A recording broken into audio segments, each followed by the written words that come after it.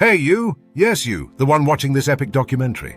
I see you sitting there, ready to dive into the largest, most mysterious ocean on Earth.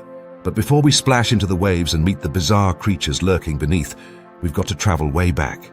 Back before fish were even a thing. Back before the continents started their awkward teenage drift phase. Welcome to the birth of the Pacific Ocean, a story that begins with explosions, drama, and a whole lot of rock. Picture this. 4.5 billion years ago, Earth was basically a giant lava meatball spinning in space. Hot, chaotic, and definitely not somewhere you'd want to book a vacation. But over time, the Earth cooled off, kind of like that one friend who finally chills out after their third coffee.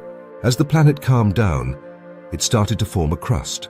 Think of this crust as a fragile tortilla shell floating on a piping hot soup of magma. Yum, right? Fast forward a few billion years, and this tortilla crust decided to play a game of tectonic tag. Huge chunks of it, called tectonic plates, started shifting, crashing into each other, and breaking apart. These plates are basically Earth's ultimate drama queens. One minute they're colliding, forming mountains. The next, they're pulling apart, creating massive gaps. One of those gaps? You guessed it, the Pacific Ocean. But hold up. Before the Pacific Ocean was born, there was a supercontinent called Rodinia. Think of Rodinia as the ultimate landmass, a huge slab of crust where all the continents were crammed together like passengers on a budget airline. Rodinia eventually broke up. Messy breakup, we won't get into the details, giving birth to smaller continents that floated around like lost puzzle pieces. Over millions of years, these pieces rearranged themselves and voila! The Pacific Ocean started to form. Now, let's talk about the real star of the show, the Panthalassa Ocean. Imagine the Pacific Ocean's great-great-great-grandparent. Panthalassa was huge. It covered almost the entire planet before any continents had the nerve to show up and ruin the party. When Rodinia started splitting apart, Panthalassa didn't just disappear.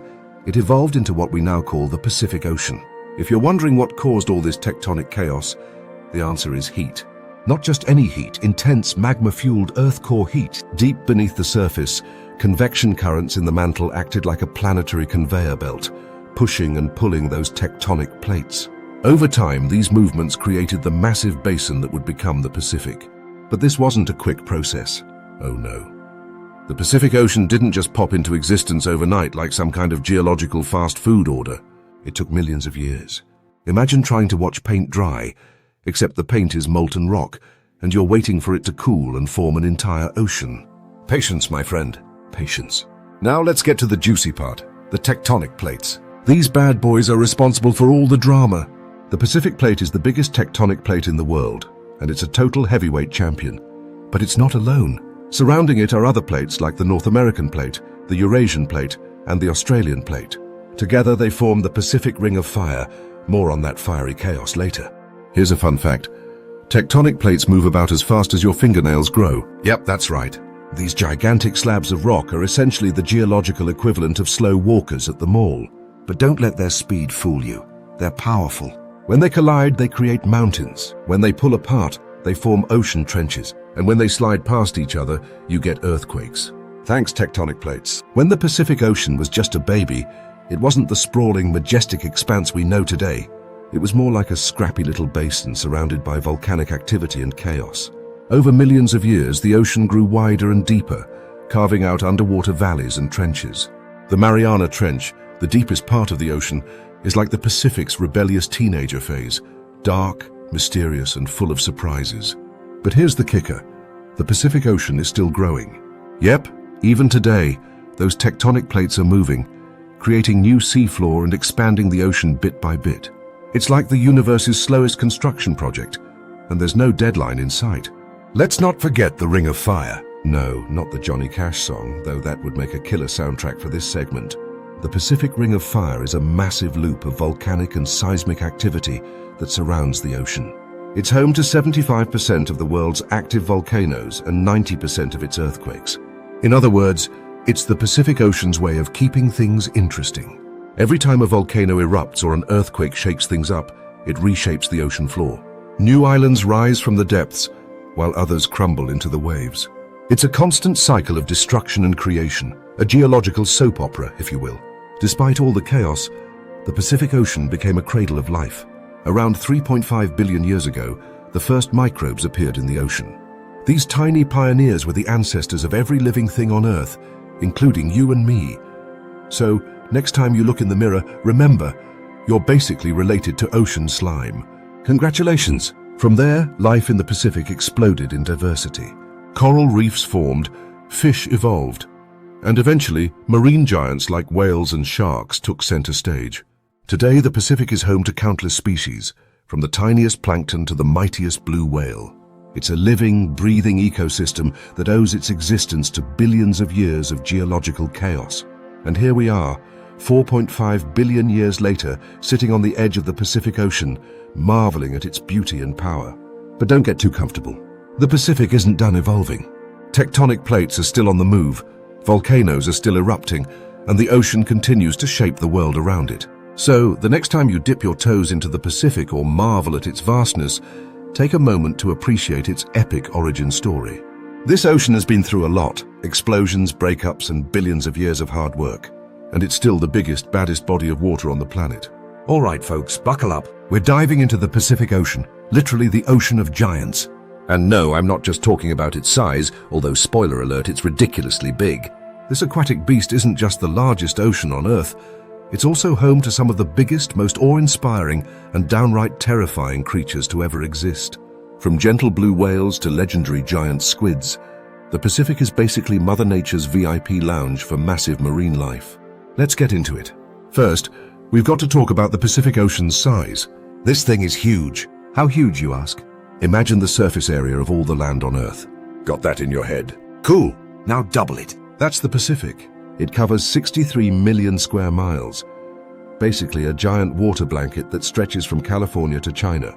If the Pacific were a country, it would laugh at every other nation's passport size. It's the heavyweight champ of Earth's oceans, making all the other oceans look like kiddie pools. Now here's the kicker. The Pacific isn't just wide, it's deep. Like seriously deep. On average, it's about 12,000 feet deep. And at its deepest point, the Mariana Trench, it plunges down nearly 36,000 feet. To put that into perspective, if Mount Everest, the tallest mountain on Earth, were dropped into the trench, its peak would still be over a mile underwater. That's how much room the Pacific has. It's like the ultimate storage unit, except instead of old furniture, it's filled with giant animals. Let's kick things off with the undisputed champion of ocean giants, the blue whale. These guys are the size of a freaking Boeing 737, except they don't need a runway. They've got the entire Pacific as their playground. Blue whales are the largest animals to ever live on this planet, growing up to 100 feet long and weighing around 200 tons. That's the weight of about 33 elephants. Imagine 33 elephants crammed into one animal. Wild, right? Now you might think, an animal that big must eat like pizza or something. Nope. Blue whales are all about that krill life. These majestic giants slurp up tiny shrimp-like creatures by the ton. In fact, a blue whale can eat up to 4 tons of krill in a single day. That's like scarfing down 80,000 burgers. And the best part? They don't chew. They just open their massive mouths, let in a bunch of water and krill, then use their baleen plates to filter out the good stuff. Efficiency at its finest. But here's the thing. Despite their massive size, blue whales are surprisingly chill. They're like the gentle giants of the Pacific, cruising through the water and singing songs that can be heard from hundreds of miles away. Romantic, right? If there were a dating app for ocean creatures, blue whales would be the poets of the sea. All right, let's get spooky. Deep in the Pacific, in the pitch-black waters where sunlight doesn't dare to venture, lurks the stuff of legends, the giant squid. These elusive creatures are like the Bigfoot of the ocean.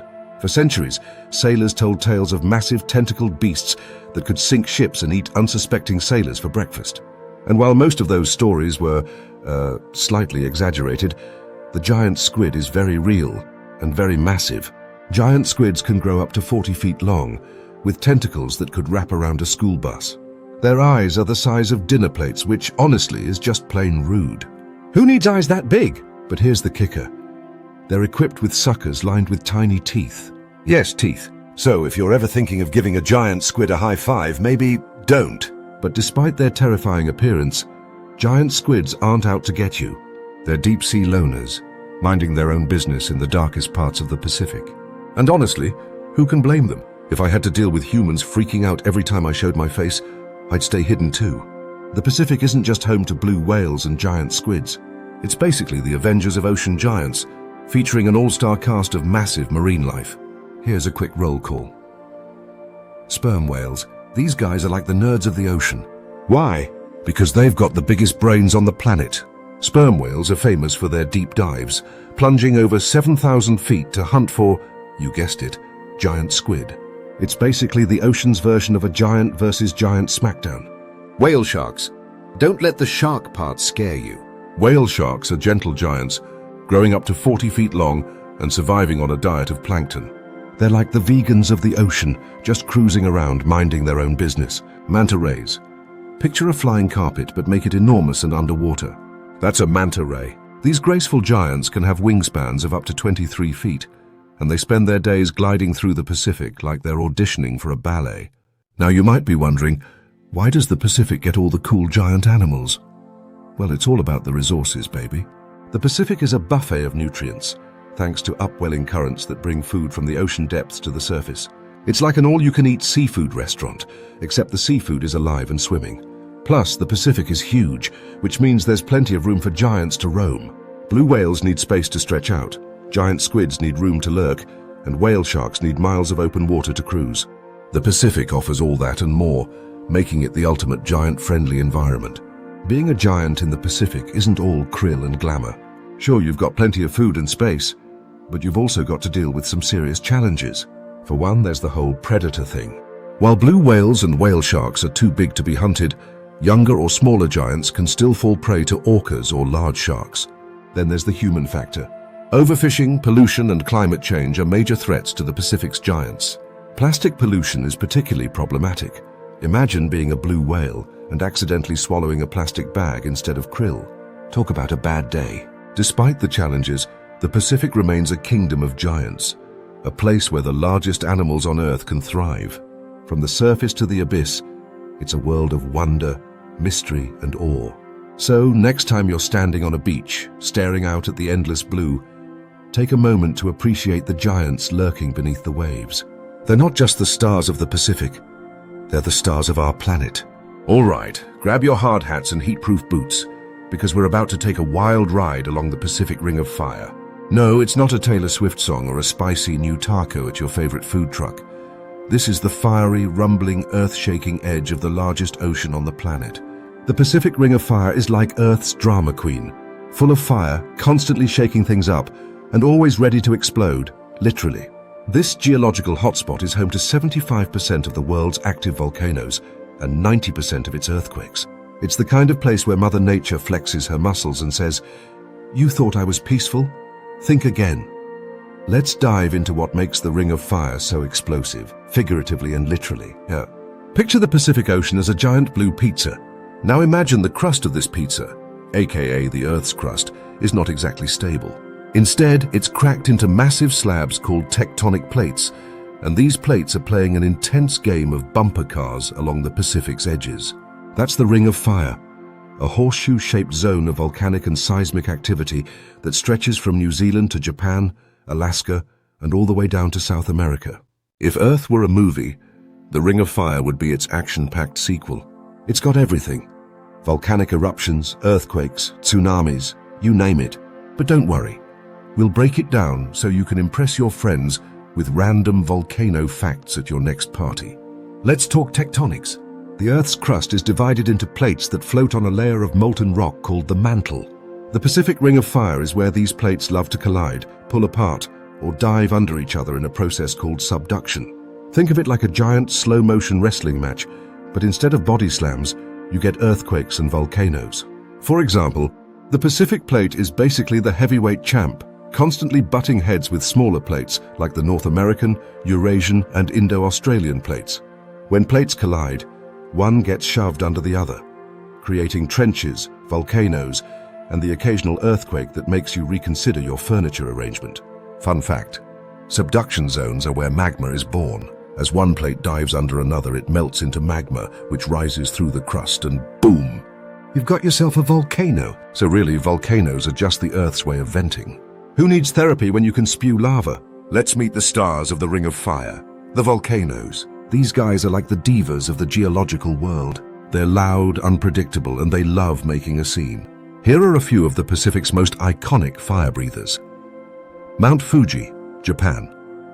This postcard-perfect stratovolcano is as famous as it is deadly.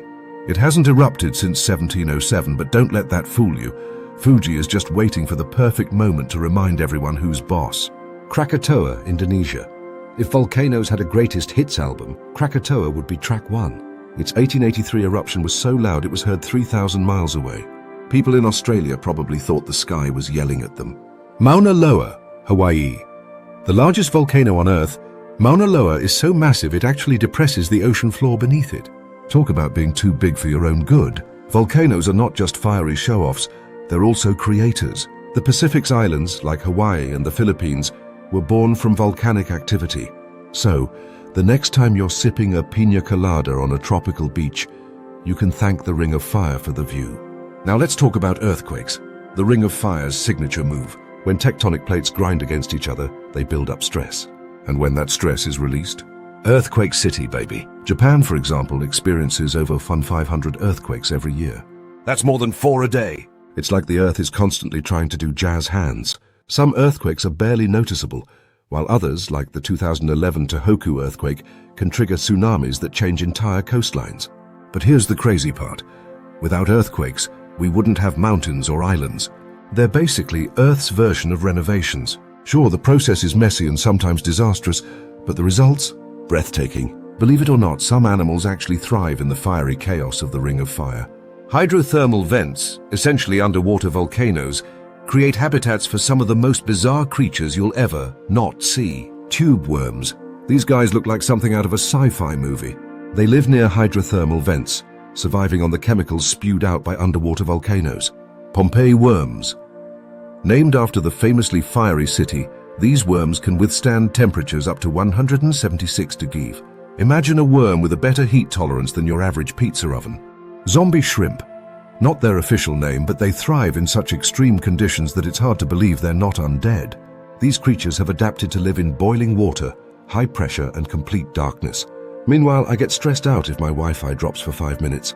The Pacific Ring of Fire doesn't just shape the ocean, it shapes the lives of millions of people. Entire cultures have developed around this volatile region. For example, the Japanese have a deep cultural respect for earthquakes and volcanoes, even incorporating them into their mythology. Polynesians settled on volcanic islands, turning lava-covered landscapes into thriving civilizations.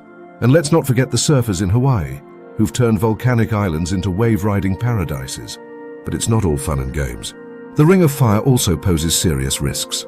Cities like Tokyo, Jakarta, and San Francisco are constantly on high alert for the next big quake. And when volcanoes like Mount St. Helens decide to erupt, the results can be catastrophic. The Pacific Ring of Fire is a paradox. It's destructive yet creative, terrifying yet awe-inspiring. It's a reminder that Earth is alive, constantly changing and evolving. Sure, it can be a bit dramatic, but hey, that's what makes it exciting.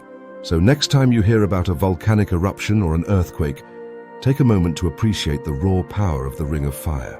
It's not just a geological phenomenon, it's a spectacle, a show, and a reminder that we're all living on a planet that loves to keep us on our toes. All right, folks, let's dive into the Pacific's greatest secret.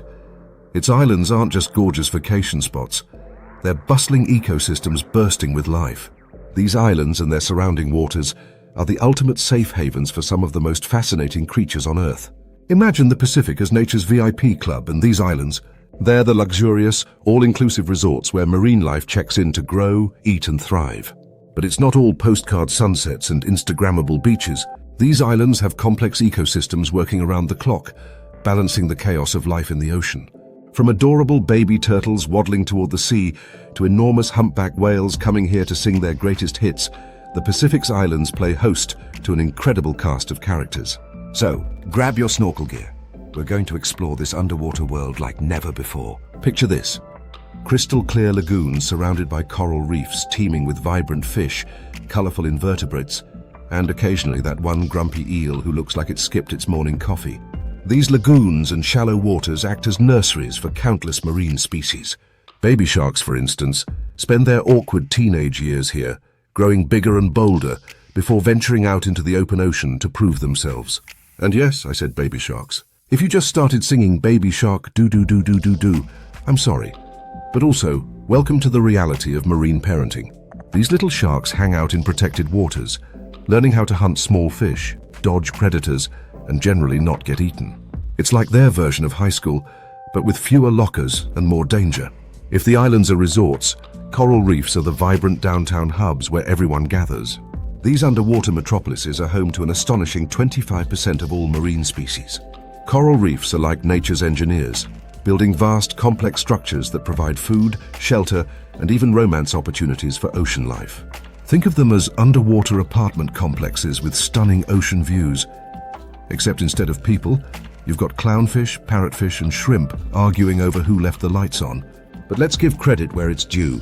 Corals aren't just rocks. They're living creatures with an incredible work ethic. These tiny polyps team up with algae to create massive reef structures over thousands of years. It's a partnership so successful, it could teach corporate mergers a thing or two. And then there's the nightlife. At night, coral reefs light up like Las Vegas, with bioluminescent plankton and glowing fish putting on a show. It's nature's version of a rave, minus the bad dance moves. Now let's talk turtles. These ancient mariners have been cruising the Pacific for over 100 million years. Sea turtles treat the islands as their favorite stopover spots, returning year after year to lay their eggs on the same beaches where they were born. Watching a baby sea turtle hatch and make its way to the ocean is one of the most heartwarming and nerve-wracking experiences you'll ever witness. Imagine hundreds of tiny turtles waddling across the sand like confused wind-up toys, dodging hungry seagulls and crabs along the way. It's like the ultimate survival game show, and you can't help but cheer for them. Green sea turtles in particular are frequent visitors to the Pacific's islands. They're herbivores who graze on seagrass meadows, keeping them trimmed and healthy. So basically, they're the lawnmowers of the ocean. Who knew turtles had landscaping skills? The Pacific's islands also attract some of the ocean's biggest superstars, whales and dolphins. These charismatic mammals treat the surrounding waters as their personal playgrounds, nurseries, and even concert halls. Humpback whales, for example, migrate thousands of miles to the Pacific's warm, shallow waters to give birth and sing their hauntingly beautiful songs. Their calves stick close to their mums, learning how to swim, breach, and charm tourists on whale-watching boats. And then there are dolphins, the stand-up comedians of the sea. These clever creatures love to show off, whether it's by riding waves, leaping through the air, or playing with bits of seaweed like underwater frisbees. Honestly, if dolphins had TikTok, they'd go viral every day. Let's not forget about the feathered residents. Pacific Islands are home to some of the world's most unique and flamboyant birds, including the famous birds of paradise. These avian show-offs take courtship to the next level with their elaborate dances and vibrant plumage. Meanwhile, seabirds like albatrosses and frigate birds use the islands as nesting grounds. Albatrosses, in particular, are the marathon runners of the bird world, capable of flying thousands of miles without breaking a sweat. They're basically the overachievers of the avian community. As magical as these ecosystems are, they face serious challenges. Climate change, pollution, and overfishing are putting immense pressure on these fragile habitats. Coral bleaching caused by rising sea temperatures is one of the biggest threats to the Pacific's reefs. It's like the corals are getting sunburned, but instead of peeling, they die. A tragic loss for the entire ecosystem. Plastic pollution is another major issue. Every year, tons of plastic end up in the ocean, creating hazards for marine life. Turtles mistake plastic bags for jellyfish, seabirds get entangled in fishing nets, and whales accidentally swallow debris. It's a grim reminder that our actions on land have far-reaching consequences. Despite these challenges, there's reason to hope. Conservation efforts are underway across the Pacific, from marine protected areas to sustainable fishing practices. Island communities are leading the charge, combining traditional knowledge with modern science to safeguard their ecosystems. And let's not forget the power of individual actions. Whether it's reducing plastic use, supporting eco-friendly tourism, or spreading awareness about ocean conservation, every small step makes a difference. The islands of the Pacific are more than just dots on a map. They're sanctuaries of life, where marine creatures find shelter, raise their young, and contribute to the intricate balance of the ocean's ecosystems. These islands remind us of the beauty and fragility of our planet and the importance of protecting it for future generations. So, next time you see a picture of a Pacific island, remember that it's not just a pretty beach, it's a thriving world filled with stories, struggles, and endless wonder. And if you ever get the chance to visit, soak it all in and maybe even thank a turtle or two. After all, they've been doing this way longer than we have. All right, adventurers, strap in, because we're about to plunge into a realm so deep, so dark, and so mysterious that it makes outer space look like a well-lit shopping mall. Welcome to the Mariana Trench, the deepest point on Earth. It's a place where the pressure is crushing, the temperatures are bone-chilling, and the sunlight doesn't even bother showing up. In short, it's the ultimate "you can't sit with us" zone for most life forms. But guess what? Life still thrives here, in ways so bizarre they could make science fiction writers jealous. So grab your imaginary submersible, and let's dive down to a place that's as terrifying as it is fascinating. And don't worry, I'll be your guide. If we see anything scary, I promise to scream first so you have time to run or swim. Before we meet the trench's quirky residents, let's talk about how the Mariana Trench became the heavyweight champion of Earth's geography. It sits in the western Pacific Ocean near Guam and stretches for over 1,500 miles, like a gigantic underwater scar. At its deepest point, Challenger Deep, it plunges nearly 36,000 feet, so deep that if you dropped Mount Everest into it, you'd still have over a mile of water above the peak. This massive trench exists because of tectonic plates, those giant puzzle pieces of the Earth's crust that never seem to fit neatly together. Here, the Pacific Plate is sliding under the Mariana Plate in a process called subduction, creating this colossal underwater chasm. Think of it like the Earth's version of a really bad folding job, but on an epic scale. Now you might be wondering, who in their right mind or biology would live in a place like this? Great question. The answer, some of the most resilient, downright weird creatures you could imagine. Take the giant amphipods, for example. These crustaceans are essentially the cockroaches of the deep sea, but way bigger and surprisingly adorable if you squint. Picture a shrimp that went to the gym, bulked up, and decided it could survive anywhere. Then there's the snailfish, which is like the trench's VIP celebrity. This ghostly, gelatinous fish thrives at depths that would crush a human like a soda can. Its secret weapon? A body so squishy it makes jello look firm. This flexibility helps it withstand the insane pressure down there. Honestly, the snailfish is the ultimate go-with-the-flow kind of creature. And let's not forget the xenophyophores. These single-celled organisms sound like they should be alien overlords, but they're actually just blobs that thrive in the trench's sediment. They grow to massive sizes, for single cells anyway, and are basically the introverts of the deep, quietly existing without much fuss. All right, here's the part where we talk about pressure. And no, I'm not referring to your work deadlines. At the bottom of the Mariana Trench, the pressure is over 1,000 times greater than at sea level. That's like balancing 50 jumbo jets on your head. Most creatures would be squashed into oblivion, but the trench's residents have evolved to handle it. Their secret? Special proteins and cellular structures that keep their bodies from collapsing. Imagine if you could walk into a room full of screaming toddlers and just zen your way through it. That's the level of adaptation we're talking about. Since sunlight doesn't penetrate to these depths, the trench is pitch black. Like, can't see your hand in front of your face, black. So how do creatures see anything? Enter bioluminescence, nature's version of glow-in-the-dark paint.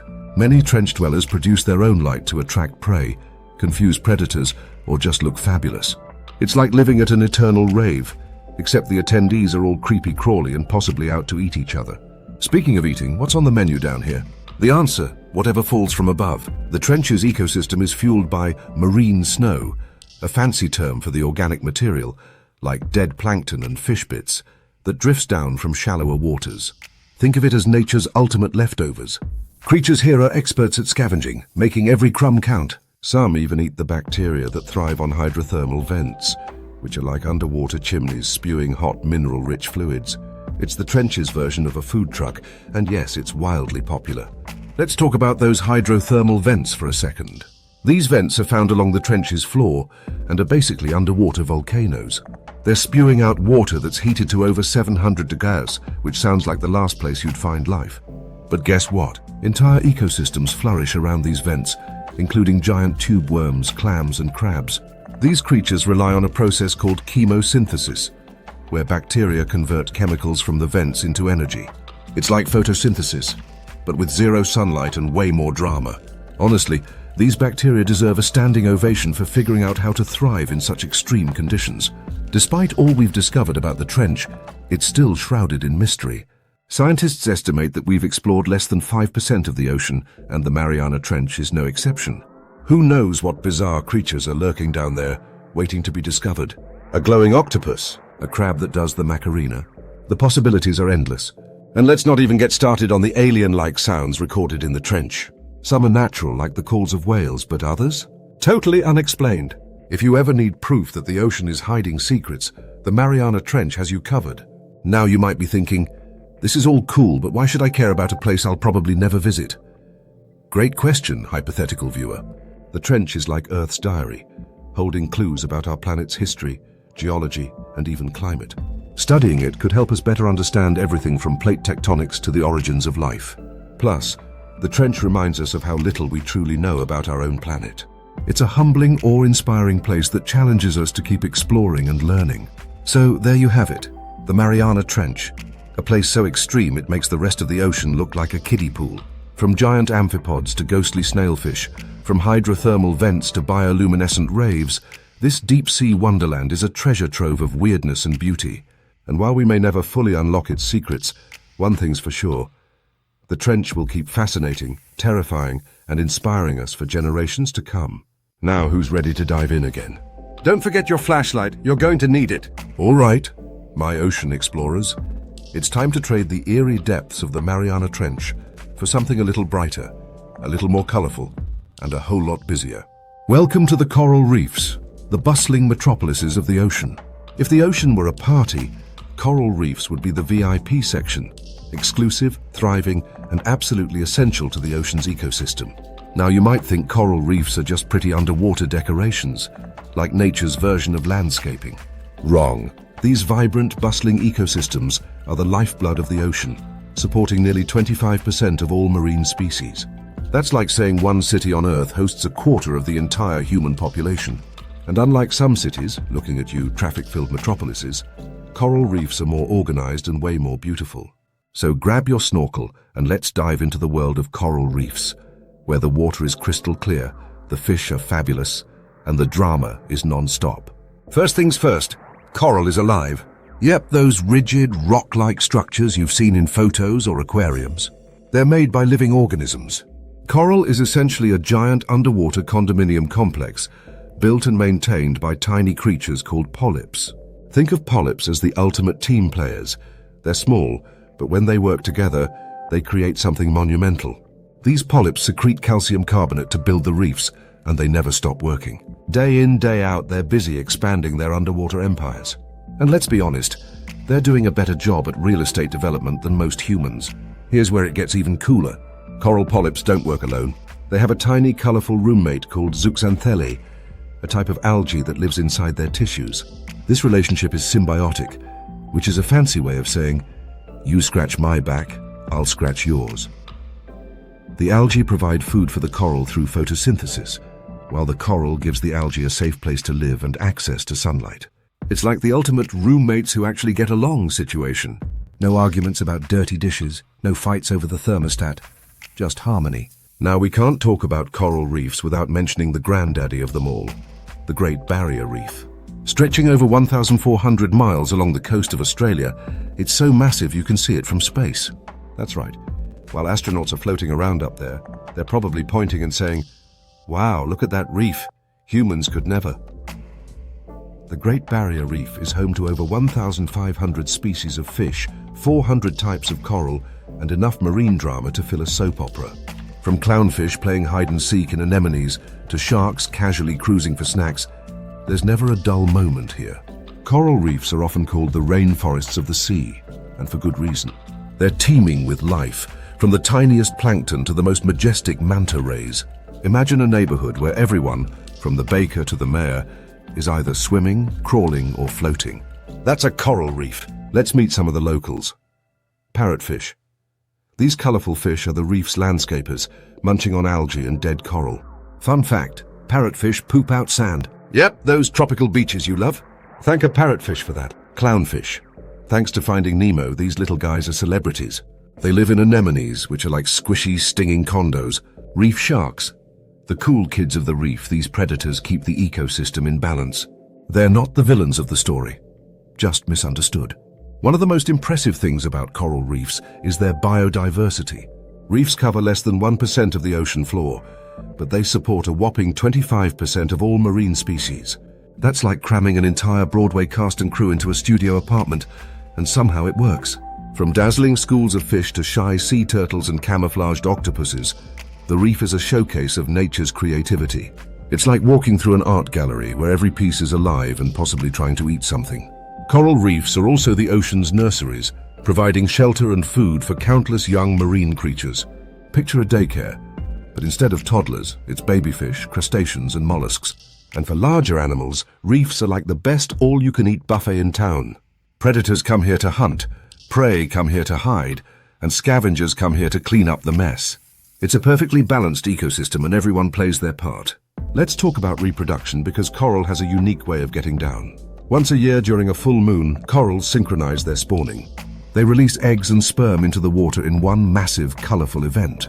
It's like an underwater Mardi Gras, but instead of beads, they're tossing potential baby corals into the ocean. This synchronized spawning increases the chances of fertilization and ensures the reef keeps growing. Nature, you clever genius, you. Unfortunately, coral reefs are under threat, and it's mostly our fault. Climate change, pollution, overfishing, and destructive practices like bottom trawling are taking a toll. Coral bleaching, where stressed corals expel their algae roommates, is a particularly devastating problem. Without their algae, corals lose their color and their main source of energy, turning into ghostly white skeletons. It's like evicting your best roommate and then realizing you can't pay the rent without them. So why should you care about coral reefs? For starters, they're essential for marine life, but they're also vital for humans. Reefs protect coastlines from storms, support fisheries, and even have potential medical applications. Scientists are studying reef organisms for clues to fight diseases like cancer. Plus, they're just plain beautiful. If you've ever snorkeled over a reef, you know what I mean.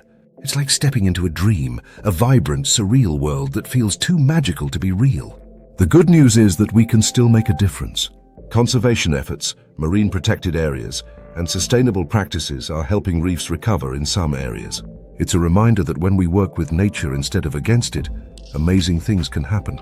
Coral reefs are more than just pretty underwater landscapes. They're vital ecosystems, bursting with life, color, and creativity. They're a testament to the resilience and ingenuity of nature. So, next time you see a photo of a reef or hear about conservation efforts, remember, these underwater kingdoms are worth fighting for. Because without them, the ocean and the world wouldn't be the same. And let's be honest, we'd miss those sand-pooping parrotfish. All right, let's talk about the unsung heroes of the Pacific Ocean. The currents. You know, those invisible rivers within the water that are constantly moving, hustling nutrients, and playing delivery drivers for the ocean. Without them, the Pacific would be like a massive, stagnant puddle, and let's face it, nobody likes a stagnant puddle. Currents are the Pacific's lifelines, the veins and arteries of a living, breathing ocean. They don't just shuffle water around, they distribute nutrients, regulate temperatures, and keep marine ecosystems thriving. Think of them as nature's logistics team. Efficient, tireless, and slightly unpredictable when the wind gets a little too rowdy. So strap in, ocean adventurers. We're about to dive into the world of currents, where the Pacific shows off its epic choreography and proves that even water has places to be and things to do. First up, let's introduce the stars of the show. The Pacific Ocean is home to some of the most iconic currents, each with its own personality.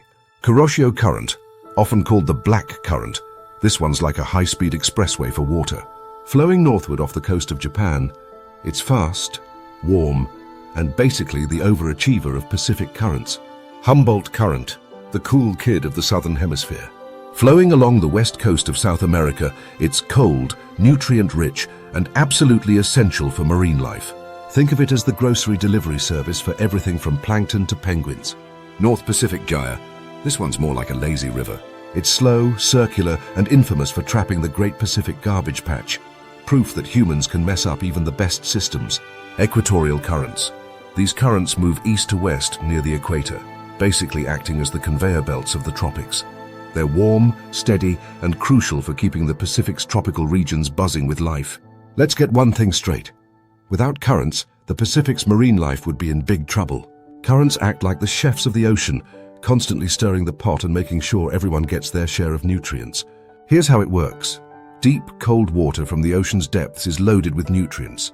When currents like the Humboldt bring this nutrient-rich water to the surface, it's like a buffet opening up for marine life. Plankton blooms, fish swarm, and predators like sea lions and dolphins line up like it's Black Friday at the food court.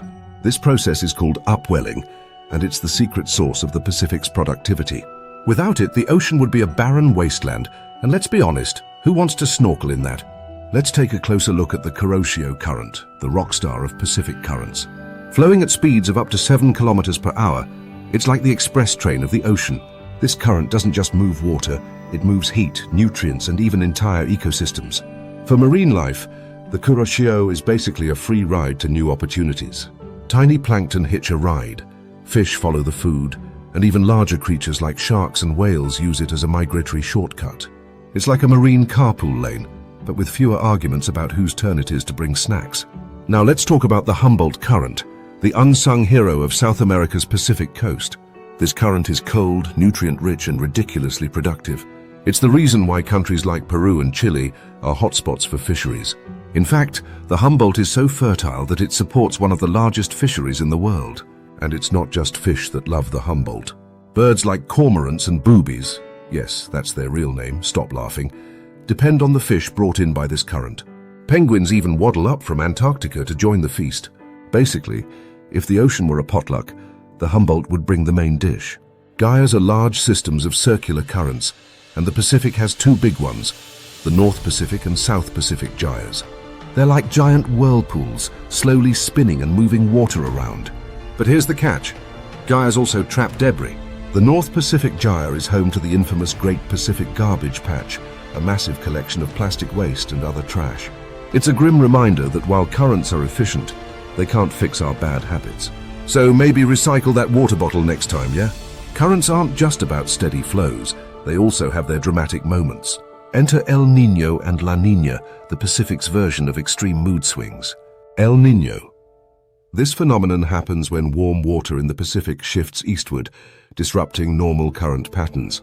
It leads to unusual weather, from heavy rains to droughts, and marine life gets thrown into chaos. La Niña. The opposite of El Niño, this event brings cooler than normal water to the Pacific, intensifying upwelling and boosting marine productivity. These events show that the Pacific isn't just a passive body of water, it's dynamic, unpredictable, and sometimes a little temperamental. Currents aren't just about nutrients, they're also highways for marine life. From tiny plankton to massive whales, countless creatures rely on currents for migration. Take humpback whales, for example. These gentle giants migrate thousands of miles across the Pacific, following currents that guide them to feeding and breeding grounds. It's like a road trip, but instead of gas stations, they stop at krill hotspots. Even tiny baby turtles get in on the action.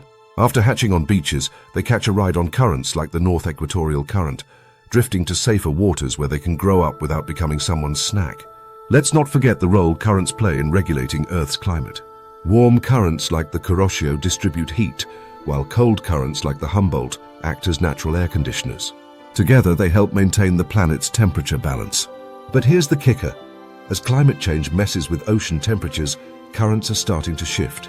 This could have huge consequences for marine life, weather patterns, and even coastal communities. It's a stark reminder that the ocean isn't just a big blue backdrop. It's a vital part of Earth's life support system. Currents are the lifeblood of the Pacific Ocean, driving everything from nutrient distribution to marine migration and climate regulation.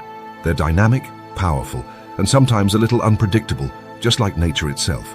So next time you're at the beach watching the waves roll in, take a moment to appreciate the invisible forces at work. The Pacific's currents are more than just moving water. They're the pulse of the ocean, keeping life flowing and thriving. And honestly, isn't that just currently amazing? All right, grab your snorkel, some snacks, and maybe a sea map, because today we're hitching a ride with some of the greatest travelers on Earth. Forget road trips or airline miles.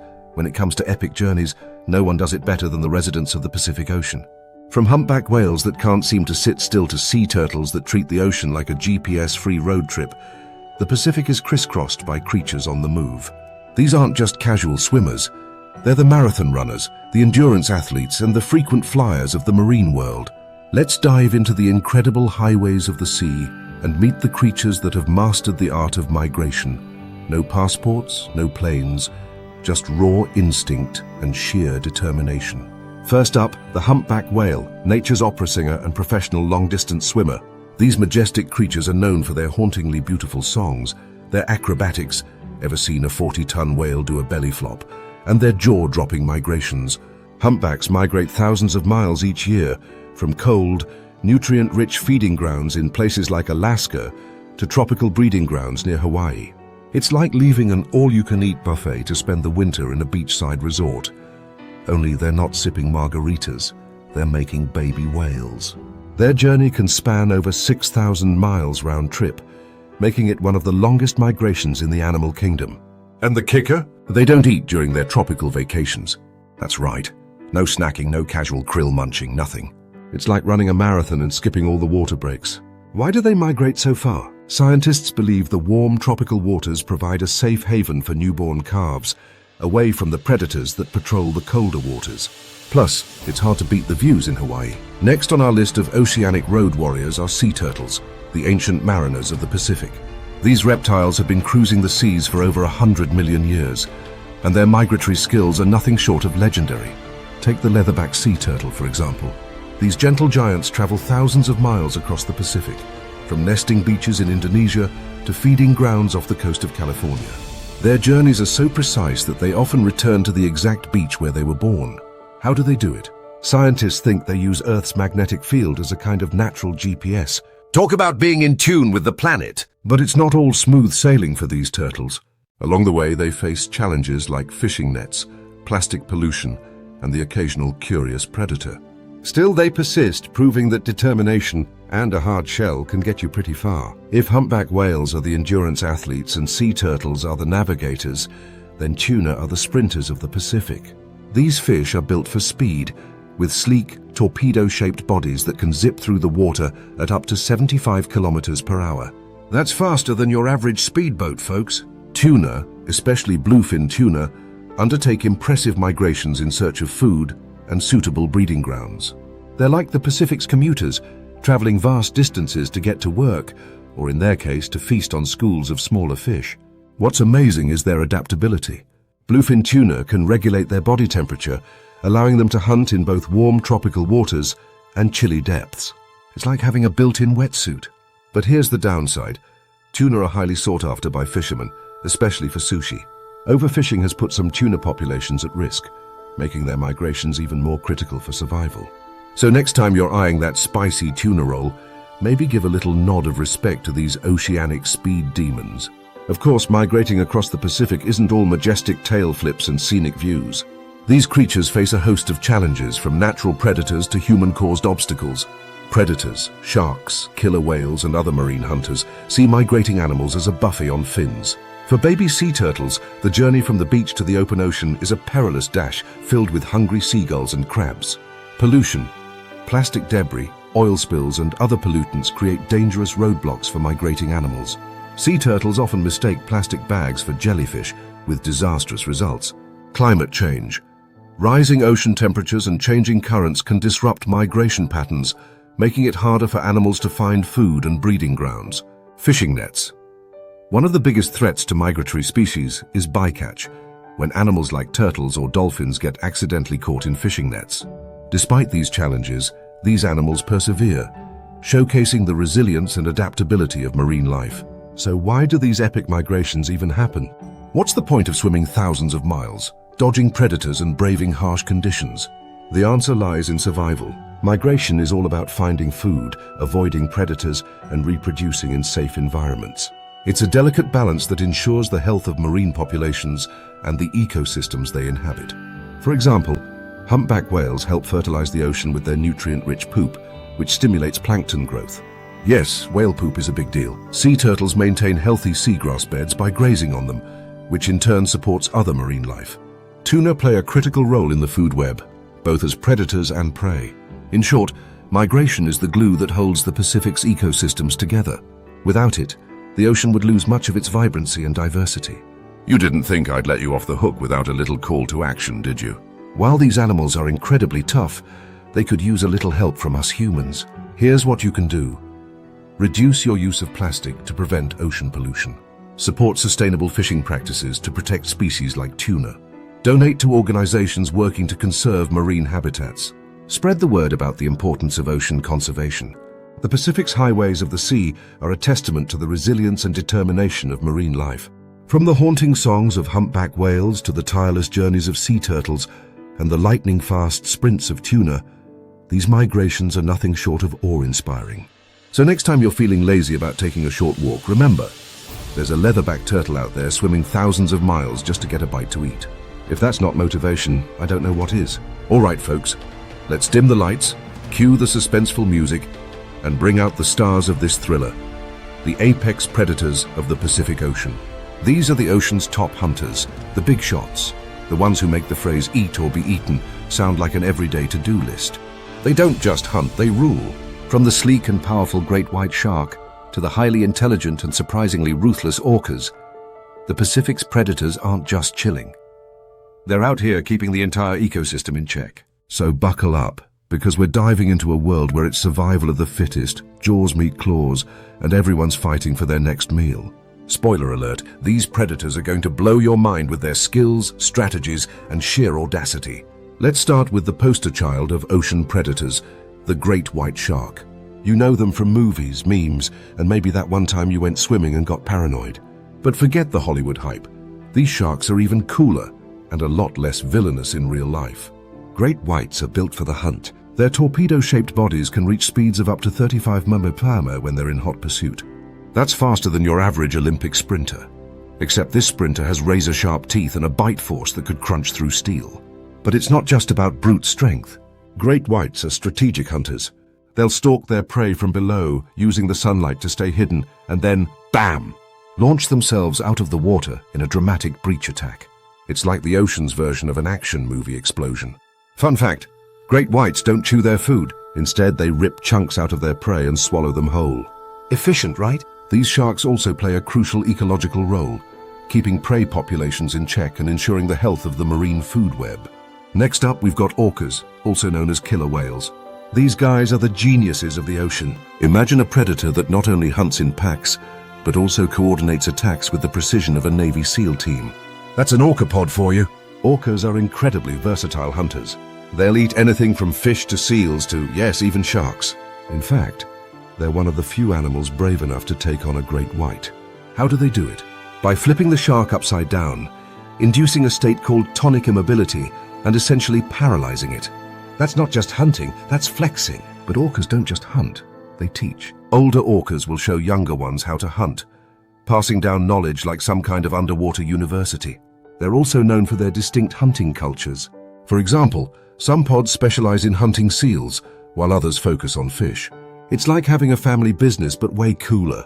Oh, and let's not forget their playful side. Orcas have been seen riding waves, playing with kelp, and even tossing prey around like it's a beach ball.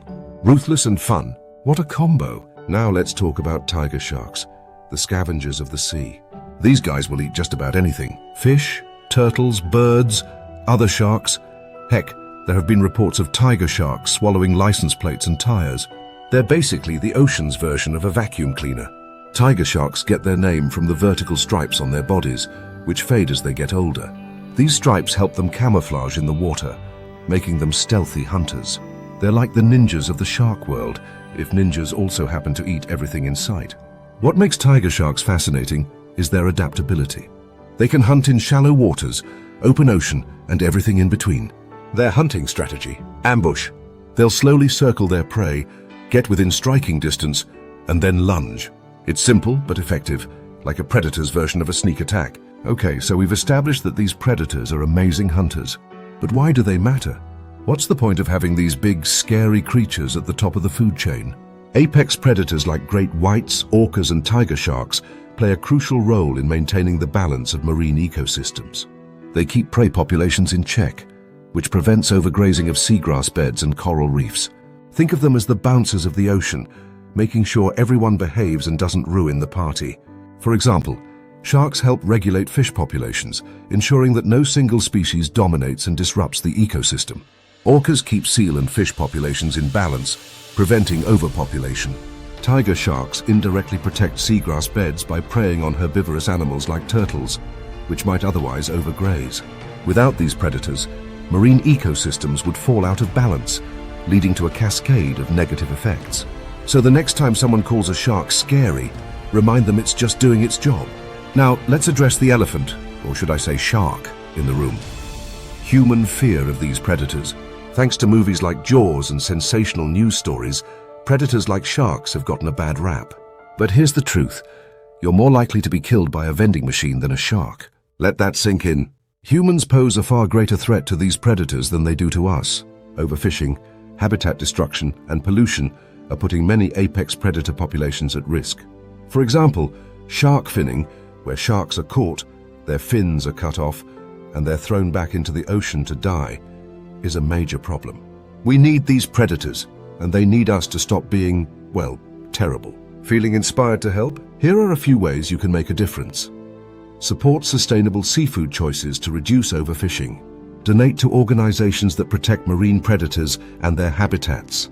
Educate others about the importance of apex predators in the ecosystem. Avoid products that contribute to shark finning or other harmful practices. The predators of the Pacific are more than just hunters. They're the guardians of the ocean.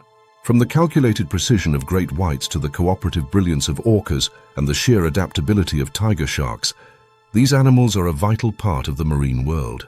So the next time you see a documentary about sharks or orcas, don't think scary, think spectacular.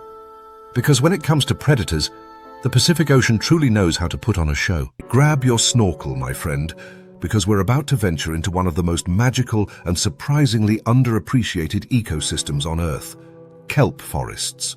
These underwater jungles are the Pacific Ocean's equivalent of an enchanted forest, filled with towering plants swaying gracefully in the current, vibrant sea creatures darting through the shadows, and enough drama to rival your favorite reality TV show. Forget Netflix, kelp forests are where it's at. Let's clear something up right off the bat. Kelp isn't a plant. Shocking, right? It's actually a type of large brown algae, which, if we're being honest, sounds way less glamorous. But kelp doesn't need a fancy title. It's too busy being awesome. Kelp grows at an absurd rate, up to 2 feet per day under the right conditions. That's faster than your average teenager during a growth spurt.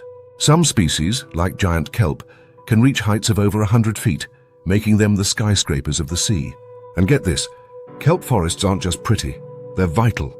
These underwater jungles act as carbon sinks, absorbing massive amounts of carbon dioxide and helping to combat climate change.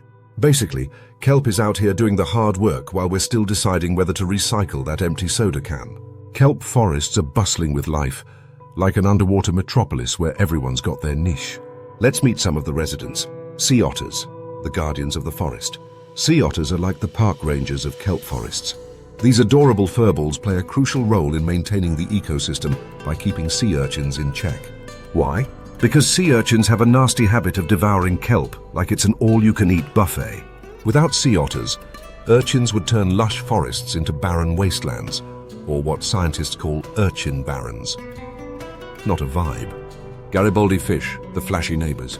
These bright orange fish are the extroverts of the kelp forest, darting around like they own the place. They're also incredibly territorial, which means they'll chase off anything or anyone that gets too close to their turf. Imagine a tiny fish acting like a bouncer at an exclusive club. Leopard sharks, the chill predators. Leopard sharks cruise through kelp forests like they're on a Sunday drive. Unlike their more famous cousins, these sharks are relatively mellow and stick to munching on crabs, small fish, and other critters. Think of them as the cool, laid-back surfers of the shark world. Nudibranchs, the fashion icons. These brightly colored sea slugs are the divas of the kelp forest. They come in every color and pattern imaginable, like tiny underwater haute couture models. But don't be fooled by their looks. Some nudibranches are toxic and can pack a punch if threatened. Kelp forests are like a giant, self-sustaining banquet. At the base of the food web, you've got the kelp itself, which provides food and shelter for countless species. Tiny critters like plankton and amphipods nibble on bits of kelp, which are then eaten by larger animals like fish, crabs, and sea stars. And of course, there are the predators at the top of the chain, like sea lions, sharks, and the occasional orca. Everyone's got a role. And if one species drops out, the whole system can collapse faster than a house of cards. Kelp forests are like superheroes in the fight against climate change. They absorb carbon dioxide, produce oxygen, and provide habitats for countless species. But they're also under threat from warming oceans, pollution, and, you guessed it, humans. Rising sea temperatures can cause kelp to die off, while overfishing removes key predators like sea otters, allowing urchins to run wild. And don't even get me started on plastic pollution. If kelp forests could talk, they'd probably say, "We're doing our part. Now, how about you do yours?" Because no educational journey is complete without some random trivia to impress your friends. Kelp is super strong. Its flexible, rubbery fronds can withstand massive waves and storms, bending instead of breaking. It's basically the yoga master of the ocean. It's edible. Yep, you might have eaten kelp without even knowing it. It's used in everything from sushi to ice cream. Seriously, look up alginate. It has its own air bladders. Those little bubbles you see on kelp? They're filled with gas to keep the fronds afloat and closer to sunlight. Nature is so clever. It's ancient. Kelp forests have been around for millions of years, predating humans by a long shot. Talk about a legacy. Kelp forests are more than just pretty underwater scenery. They're vital ecosystems that sustain life, combat climate change, and make the Pacific Ocean one of the most biodiverse places on Earth. So the next time you see a piece of kelp washed up on the beach, don't just step over it. Give it a little nod of respect. Because out in the Pacific, there's a whole world of life swaying gently in the currents, quietly keeping our planet alive. All right, let's get tiny, like really tiny. Today we're diving into the microscopic world of plankton. These minuscule marvels might be small enough to make ants look like bodybuilders, but don't let their size fool you. Plankton are the unsung heroes of the Pacific Ocean, pulling more weight than any superhero you've ever cheered for. Forget about capes. These guys are saving the world with chlorophyll and sheer determination. Plankton are the ocean's floating buffet. The name plankton comes from the Greek word planktos, meaning drifter or wanderer, which is kind of poetic. They drift with the ocean currents, living their best free-spirited life. Plankton come in two main types. Phytoplankton. These are the plant-like guys, using sunlight to photosynthesize and pump out oxygen like tiny green factories. Zooplankton. These are the animal plankton, and they're basically the ocean snack bar for everything from tiny fish to massive whales. Fun fact, phytoplankton are responsible for producing around 50–70% of the oxygen on Earth. So yeah, that deep breath you just took? Thank the plankton. Imagine if your houseplants decided to step up their game and start saving the planet. That's phytoplankton for you. These microscopic heroes absorb carbon dioxide from the atmosphere and convert it into oxygen. It's like a 1-2 punch to climate change. But phytoplankton aren't just oxygen factories, they're also the base of the Pacific's food web. Everything, and I mean everything, relies on them. If phytoplankton decided to take a vacation, the entire ocean would be in chaos. Whales would be hangry, fish would riot, and seabirds would pack their bags and head elsewhere. If phytoplankton are the chefs, zooplankton are the diners, and sometimes the dinner. These tiny creatures come in all shapes and sizes, from baby jellyfish to adorable little copepods that look like something out of a Pixar movie. Zooplankton spend their days munching on phytoplankton and their nights being eaten by, well, just about everything else. One of the coolest things about zooplankton is their nightly migration. Every evening they rise to the surface to feed and then head back down to the depths by morning. It's the largest migration on Earth, and it happens every single day. Take that, wildebeest! Without plankton, the Pacific Ocean would be a barren wasteland. They're the foundation of the food web, feeding tiny fish and crustaceans, which in turn feed larger fish, seabirds, and marine mammals. It's like a microscopic chain reaction that keeps the entire ocean running smoothly. And let's not forget the whales. The mighty blue whale, the largest animal to ever exist, survives on krill, which are basically glorified zooplankton. Imagine eating nothing but popcorn shrimp your whole life and still being a giant. That's the power of plankton. Life as plankton isn't all sunshine and photosynthesis. It's a cutthroat world out there. For instance, diatoms, a type of phytoplankton, can grow spiky silica shells to ward off hungry predators. Meanwhile, copepods, tiny zooplankton, sometimes play dead to avoid being eaten. It's like a tiny underwater soap opera. Plankton might be tiny, but they're facing some big problems. Climate change, pollution, and ocean acidification are all taking a toll on these microscopic wonders. Warmer waters can disrupt plankton growth, while plastic pollution can clog up their feeding grounds. And here's a terrifying thought. If plankton populations decline, the entire ocean food web could collapse. No pressure, little guys. You don't have to be a scientist to help plankton thrive. Reduce your carbon footprint, support clean energy initiatives, and avoid single-use plastics. The ocean and its tiniest residents will thank you. Plankton might be small, but they're a big deal. From producing oxygen to feeding the Pacific's largest creatures, these microscopic drifters are the ultimate multitaskers. So next time you're staring out at the ocean, remember, beneath those waves, there's a whole world of tiny heroes working tirelessly to keep our planet alive. All right, time to grab your metaphorical paddle, because we're about to explore the fascinating ways marine life guided the Pacific's first navigators. Polynesian voyagers didn't have GPS, Google Maps, or even a compass, yet they managed to sail thousands of miles across open ocean with an accuracy that puts modern sailors to shame. How did they do it? By watching the natural world around them, of course. Imagine you're out in the middle of the Pacific, no land in sight, and your only companions are a pod of dolphins. To the Polynesians, this wasn't a bad thing, it was a blessing.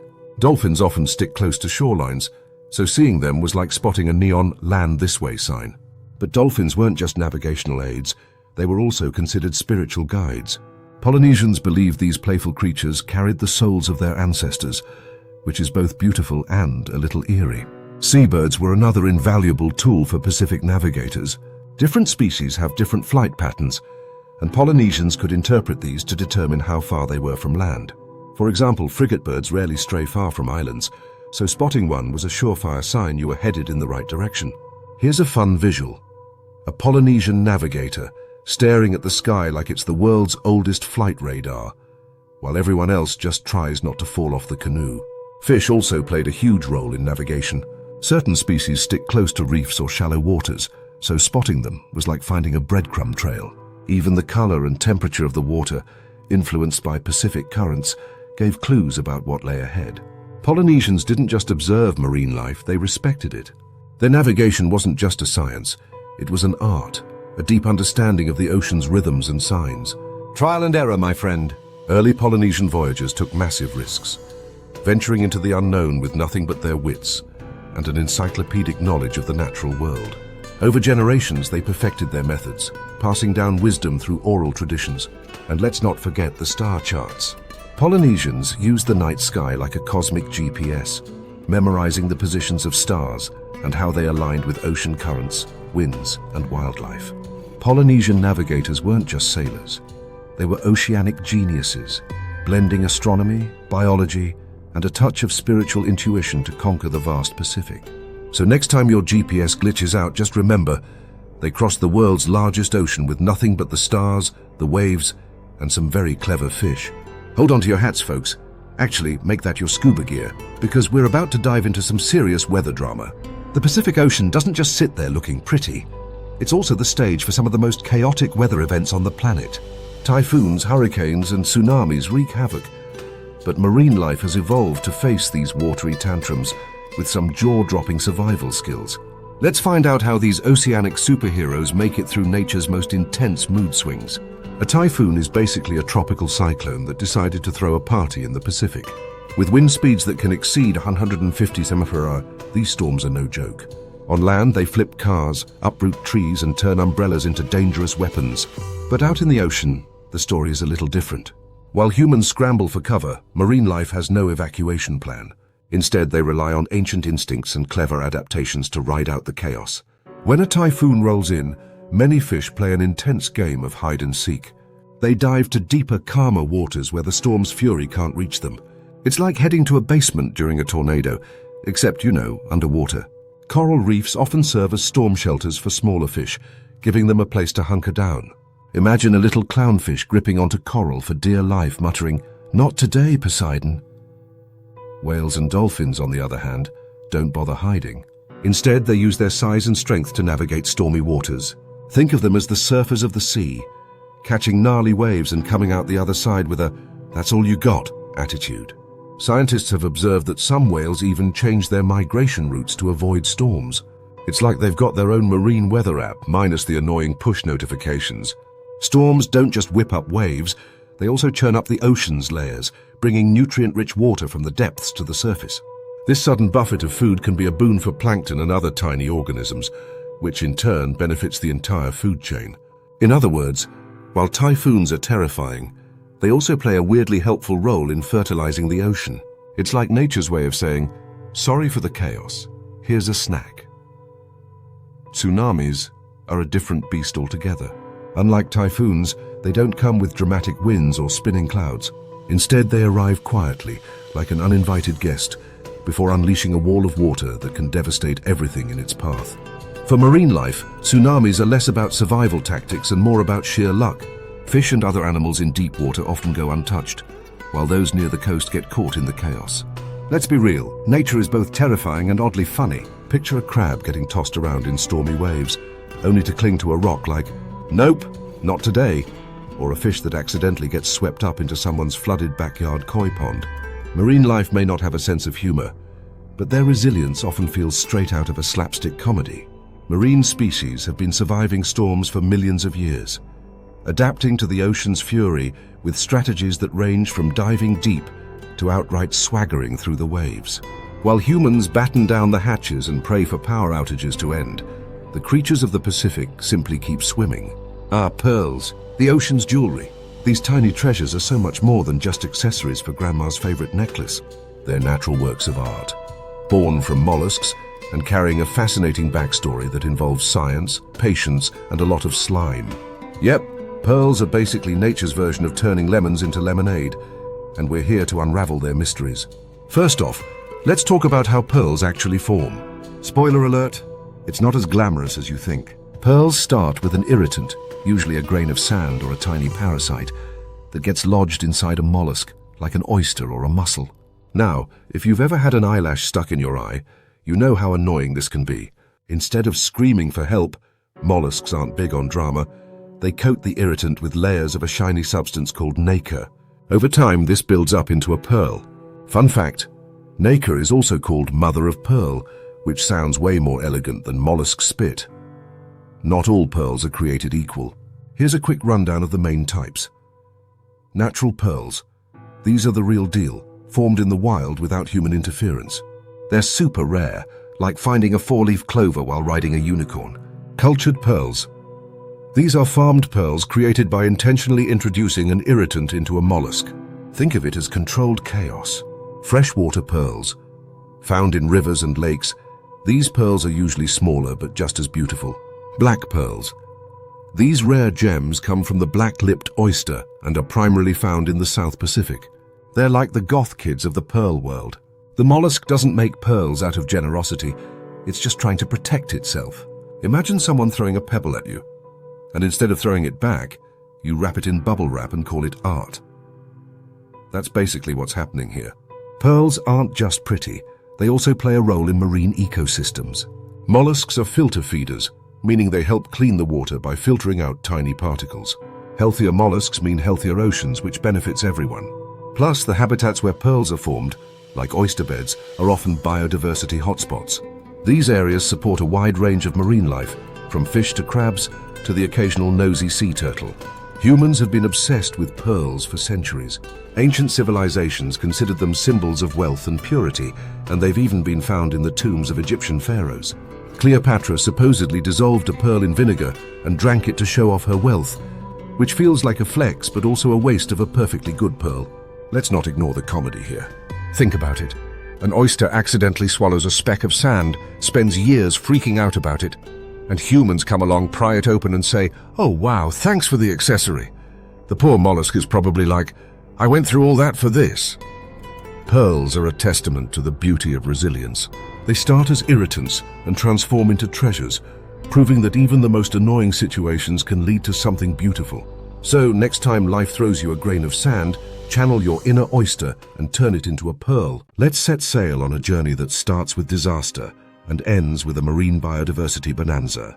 Picture this: a majestic ship cruising across the Pacific, only to meet its watery demise on a stormy night or in the chaos of battle. Sad? Sure. But for the ocean, that shipwreck isn't the end of the story. It's the start of a brand new underwater neighborhood, where fish, corals, and other critters throw a housewarming party like no other. Let's dive in, pun very much intended, and explore how shipwrecks transform into bustling underwater cities. When a ship sinks, it doesn't just vanish into the deep, dark abyss like some forgotten sock in the laundry.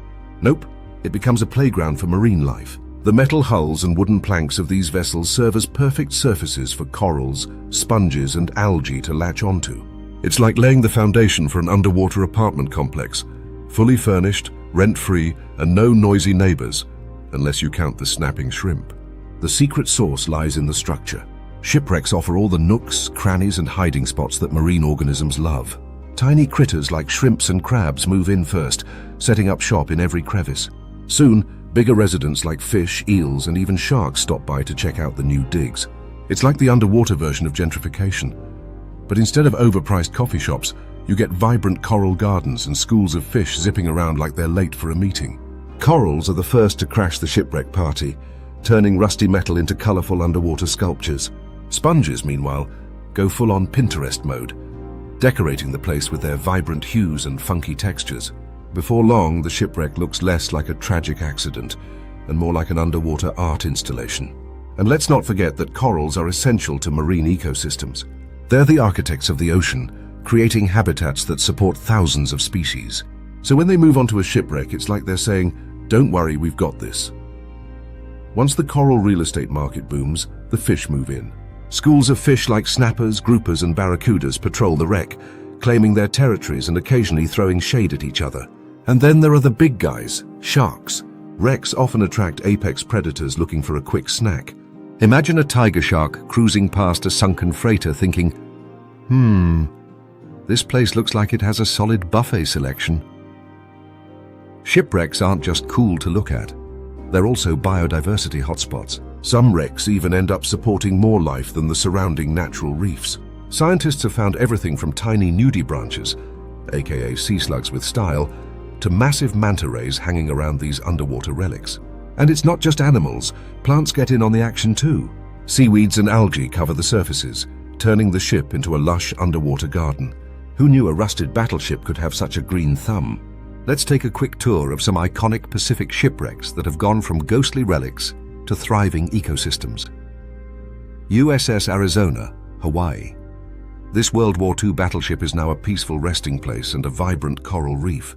Schools of fish dart through the wreckage while turtles glide lazily above. SS Thistlegorm, Red Sea. Though technically not in the Pacific, it's too iconic to ignore. This cargo ship, sunk during Wadiwatu, now serves as a coral-covered museum for divers. The Bikini Atoll wrecks. These ships were deliberately sunk during nuclear testing. Yep, that's a thing. And they've since become bustling marine habitats.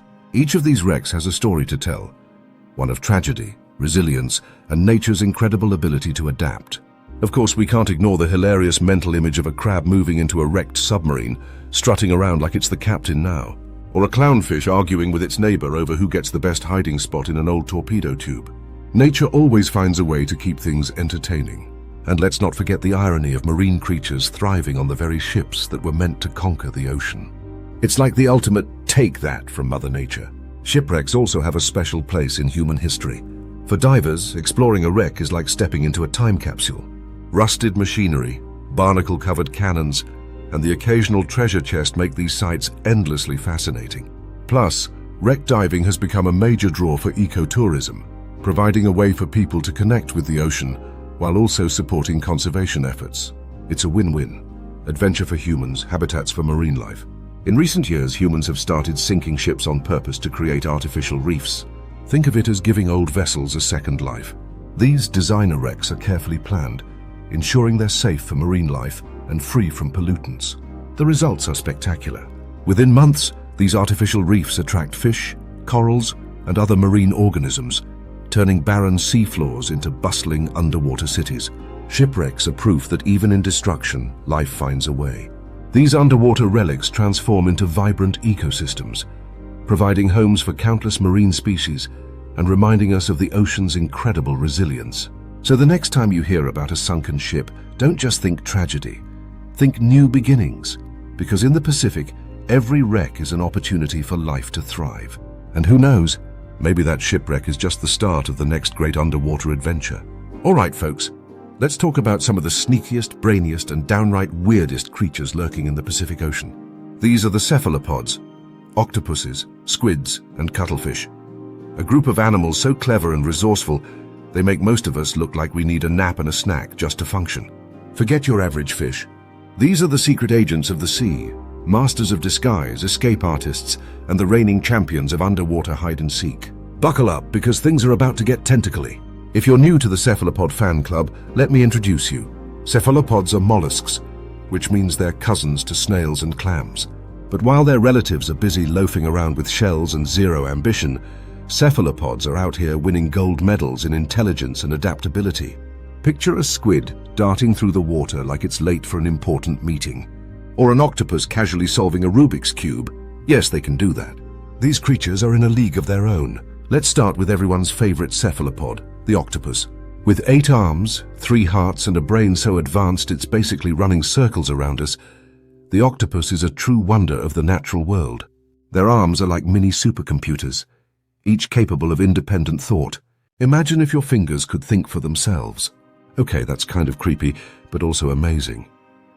This means an octopus can multitask like a pro, grab a snack, open a jar, and wave at a passing scuba diver all at the same time. And speaking of jars, octopuses are escape artists extraordinaire. Put one in a tank with a screw-top lid, and it'll unscrew it faster than you can say, "Where did it go?" They've been known to sneak out of aquariums, scuttle across the floor, and make a break for the nearest drain. It's like a prison break, but cuter. If octopuses are the brains, squids are the athletes. These streamlined hunters are built for speed, using jet propulsion to zoom through the water like torpedoes. Squids take fast food to a whole new level, snagging prey with their long tentacles and sharp beak-like mouths before their meal even knows what hit it. Oh, and let's talk about the colossal squid for a second. This deep-sea beast can grow up to 45 feet long, with eyes the size of dinner plates. Imagine swimming past that in the dark. Actually, don't imagine that. You'll never sleep again. Squids are also communication wizards, using color-changing cells called chromatophores to send messages to each other. Need to warn your squid buddy about a predator? Just flash some stripes. Feeling flirty? A quick color shift and you're good to go. It's like having an LED mood ring for your entire body. Cuttlefish might not get as much attention as their octopus and squid cousins, but trust me, they deserve the spotlight. These cephalopods are the magicians of the ocean, using their chromatophores to create mesmerizing displays of color and pattern. Fun fact, cuttlefish can hypnotize their prey. Yep, they'll flash a trippy light show that lulls fish into a daze, making them easy pickings. It's like they're saying, "Look into my swirls. Now your dinner." And don't let their squishy appearance fool you. Cuttlefish are surprisingly clever. In lab tests, they've demonstrated the ability to delay gratification, choosing to wait for a better reward rather than settling for a quick snack. Basically, they've got more self-control than I do when there's pizza involved. If cephalopods had a resume, expert in camouflage would be at the top of the skills section. These animals can change their color, texture, and even shape to blend in with their surroundings. Imagine an octopus transforming into a pile of rocks or a cuttlefish disappearing against a coral reef like a living chameleon. They've even been known to mimic other animals, like lionfish or sea snakes, to ward off predators. It's the ultimate flex. Their camouflage abilities are so advanced that scientists are studying them to develop better military stealth technology. That's right. Octopuses might just inspire the next generation of invisible tanks. Let's take things down a notch, literally, to the deep sea, where cephalopods get even weirder. Down here, it's all about survival in the pitch-black darkness, and bioluminescence is the name of the game. Take the vampire squid, for example. Despite its spooky name, this creature isn't a bloodsucker. It's more of a goth introvert that likes to chill in the deep. It uses glowing blue lights to confuse predators and has webbed arms that look like a cape. It's like the Batman of the ocean, but way squishier. Then there's the Humboldt squid, also known as the Red Devil. These aggressive hunters use flashes of red and white to communicate with their squad, pun intended, and intimidate prey. If you ever meet one while diving, maybe just swim away. Humans have been fascinated by cephalopods for centuries. From ancient myths about krakens to modern-day sushi platters, these creatures have left an indelible mark on our culture. But beyond their culinary appeal, calamari fans, cephalopods are helping scientists unlock the secrets of intelligence, adaptability, and even climate change. Their ability to thrive in changing environments makes them a symbol of resilience and a reminder of how much we still have to learn about the ocean. If cephalopods could talk, I like to think they'd say something like, "Don't underestimate us." These silent hunters may not have bones or vocal cords, but they've got brains, brawn, and a whole lot of charisma. So the next time you're at the beach, think about the cephalopods lurking beneath the waves, crafty, colorful, and always ready to surprise you. And who knows, maybe an octopus is out there right now, plotting its next great escape. Ah, jellyfish, the floating enigmas of the sea. Part blob, part nightmare fuel, these gelatinous wanderers are equal parts mesmerizing and mystifying. And if you've ever been stung by one, They're also a reminder that nature doesn't need fangs or claws to ruin your beach day. But did you know that jellyfish are becoming a growing force in the Pacific Ocean, flexing their tentacles like they own the place? It's true, these guys are thriving in ways that would make any marine biologist nervously scratch their head. So grab your snorkel and let's dive into the wobbly, stingy world of jellyfish blooms. First, let's clear something up. Jellyfish aren't actually fish. They're more like floating water balloons with a grudge. Officially, they're called cnidarians, which sounds fancy until you realize it just means things with stingers. Their bodies are about 95% water, and the rest is, well, mostly vibes. They've got no brains, no bones, and no blood. Basically, they're the ocean's version of a poorly coded NPC, just drifting around, bumping into things, and occasionally ruining someone's vacation. Yet somehow, they've been around for over 500 million years, which makes them older than dinosaurs. Talk about ancient sea royalty. So, what's a jellyfish bloom? No, it's not a bouquet of jellyfish, although that would make for a terrifying Valentine's Day gift. A bloom happens when jellyfish populations explode in size, turning an otherwise serene stretch of ocean into a pulsating, wobbly jellypocalypse. In the Pacific, these blooms are becoming more common, especially in areas affected by overfishing, warming waters, and pollution. It's like nature is setting up an all-you-can-eat buffet for jellyfish, and they're showing up in droves, tentacles flailing with excitement. Let's be honest, jellyfish aren't exactly the overachievers of the ocean. They float, they sting, they snack. So, how are they dominating vast stretches of the Pacific? Turns out they've got a few sneaky tricks up their gelatinous sleeves. Well, metaphorical sleeves. They're basically invincible. Jellyfish are like the cockroaches of the sea. They can survive in low oxygen environments, polluted waters, and even places where temperatures are rising faster than your stress levels during tax season. Some species, like the immortal jellyfish, Turritopsis dohrnii, can even reverse their aging process. That's right. While the rest of us are battling wrinkles, this jellyfish is out there Benjamin buttoning its way through life. They don't need Tinder. Jellyfish reproduction is weird. Some species can clone themselves, while others release eggs and sperm into the water, leaving the ocean currents to handle the matchmaking. No dating apps required. Plus, they've got this sneaky life cycle where they alternate between being a tiny polyp stuck to a rock and a free-floating adult. It's like they've got a built-in survival backup plan. They're opportunists. Overfishing. Jellyfish are like, great, fewer predators for us. Warmer waters? Perfect, feels like a spa day. Dead zones caused by pollution. Finally, some peace and quiet. They're thriving in conditions that would send most marine species packing. Jellyfish blooms aren't all bad. They play an important role in the food chain, providing snacks for creatures like sea turtles and certain fish. Some species are even a delicacy for humans. Fried jellyfish, anyone? No, just me? But when blooms get out of control, they can wreak havoc. Giant swarms of jellyfish have been known to clog fishing nets, shut down power plants by jamming cooling systems, and even make swimming beaches look like scenes from a low-budget horror movie. And let's not forget their sting. Some species pack enough venom to send you running for the nearest bottle of vinegar. Despite their simple design, jellyfish are master adapters. Take the moon jellyfish, Aurelia aurita, a common species found throughout the Pacific. It can tolerate a wide range of salinities, temperatures, and even pollution levels, happily drifting through waters that would make most fish call it quits. Then there's the lion's mane jellyfish, Cyanea capillata, a giant with tentacles that can stretch over 100 feet. This jellyfish doesn't just adapt, it dominates, sweeping through the ocean like a floating mop of doom. And let's not forget the box jellyfish, arguably the most terrifying of the bunch. With venom potent enough to cause cardiac arrest, this jellyfish doesn't just survive. It's out here reminding everyone why you should respect the ocean. While we can't exactly tell jellyfish to chill out, there are steps we can take to manage blooms. Reducing overfishing, cutting down on pollution, and addressing climate change can help restore balance to marine ecosystems, making life a little less jellyfish-friendly. Scientists are also exploring creative solutions, like turning jellyfish into biofuel or even snacks. Yes, you read that right, snacks. Jellyfish chips, anyone? It's sustainable, protein-packed, and probably better for you than that third slice of pizza. At the end of the day, jellyfish are both fascinating and frustrating. They're a reminder of nature's ability to adapt and thrive, even in the face of environmental challenges. And while their blooms can be a nuisance, they're also a sign that we need to take better care of our oceans. So the next time you see a jellyfish, Whether it's floating peacefully in an aquarium or photobombing your beach vacation, take a moment to appreciate its resilience. Just don't get too close.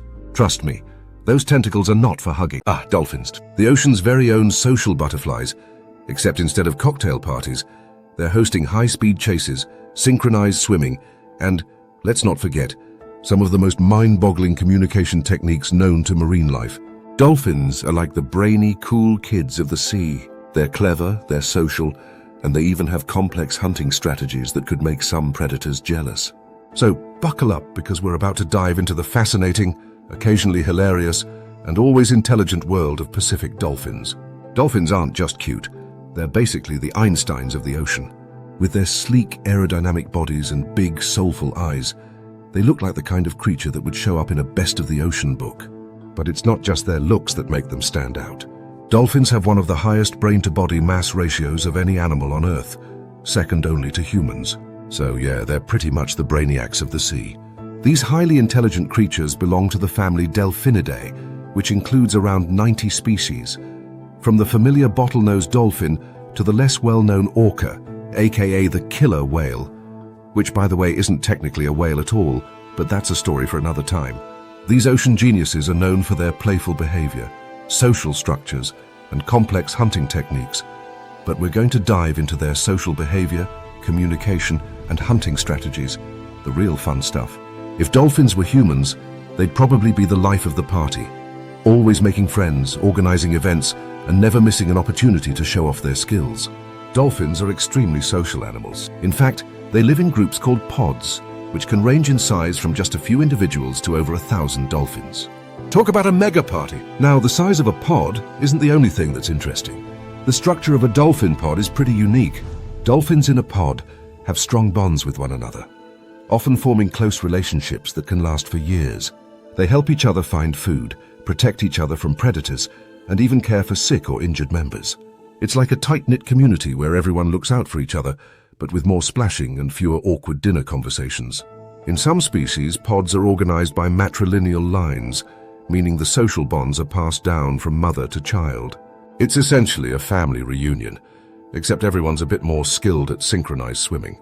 Pods can even merge with other pods to form larger groups, creating a sort of dolphin mega-cluster that travels, feeds, and plays together. Dolphins don't just hang out for survival, they enjoy each other's company. Who knew the ocean had such a thriving social scene? So, how do these ocean socialites keep in touch while swimming at breakneck speeds? With a language that's far more complex than we initially thought. Dolphins use a combination of clicks, whistles, and body language to communicate. Their communication system is so advanced that it has even been compared to human language. Although, you know, it's a bit less, "Hey, how's your day?" and more, "Hey, look at me, I'm a playful genius." The most famous part of dolphin communication is their whistle. Each dolphin has a unique whistle that acts like a name. It's kind of like how we use names to get each other's attention. Imagine if every time you called out to someone you had to come up with an entirely new, unique sound. Dolphins don't have that problem. They've mastered the art of whistle identification, which is pretty impressive when you think about it. In addition to whistles, dolphins also use clicks to navigate and communicate in their environment, a technique known as echolocation. It's like their own version of sonar, allowing them to see objects and prey in the water through sound waves. So, while you're over there trying to figure out what's for dinner, these dolphins are sending out sonic waves, bouncing them off objects, and figuring out what's in their path, all while looking super chill. They are the ocean's ultimate multitaskers. Dolphins aren't just great at socializing, they're also incredibly skilled hunters. In fact, some of their hunting techniques would make even the savviest predator feel a little jealous.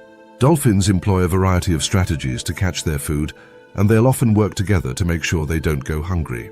Let's take a closer look at how these ocean masterminds pull off their food heists. Imagine you're a fish minding your own business, when suddenly a group of dolphins swoops in like a well-coordinated team of ocean ninjas. Dolphins will work together to herd schools of fish into tight formations, then take turns swooping in to grab a bite. It's a bit like how we play tug-of-war at picnics, but with a lot more splashing and a lot fewer hot dogs. Dolphins will also use their signature whistles to communicate while hunting. When hunting cooperatively, they synchronize their movements, creating an almost choreographed routine. It's like a high-speed dance, where the only goal is to get the fish to fall into their open mouths.